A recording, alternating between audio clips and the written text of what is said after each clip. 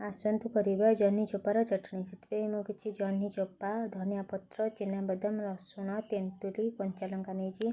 ଗ୍ୟାସରେ କଡ଼େଇ ବସି ତେଲ ଦେବା। ତେଲ ଗରମ ହେଇ ଆସିଲା ପରେ କିଛି ଜିରା ଦେବା। ଜିରା ଫୁଟି ଆସିଲା ପରେ ଲଙ୍କା ଦେବା। ଲଙ୍କା ଆପଣଙ୍କ ହିସାବରେ ରାଗ କମ୍ ବେଶୀ କରିପାରିବେ। ଲଙ୍କା ଫୁଟି ଆସିଲା ପରେ ରସୁଣ ଦେବା। ରସୁଣ ଟିକେ ଭାଜି ଆସିଲା ପରେ କିଛି ଚିନାବାଦାମ ଦେବା। ଚିନାବାଦାମ ରସୁଣ ଭଲସେ ଭାଜି ଆସିଲା ପରେ ଆଗରୁ ରଖିଥିବା ଜହ୍ନି ଚୋପାକୁ ସେଥିରେ ଦେଇଦେବା। ଗ୍ୟାସର ଫ୍ଲେମ୍କୁ ଲୋ ଟୁ ମିଡ଼ିୟମ୍ରେ ରଖିବେ, ବେଶୀ ହାଇ ଫ୍ଲେମ୍ କରିବେନି। କଭର୍ କରିକି ଆମେ 25 ମିନିଟ୍ ଯାଏଁ ତାକୁ ଭାଜିବା। ଏବେ ଦେଖନ୍ତୁ ପରଫେକ୍ଟ ହେଇଯାଇଛି ଆମର ଜହ୍ନି ଚୋପା ଭଜା।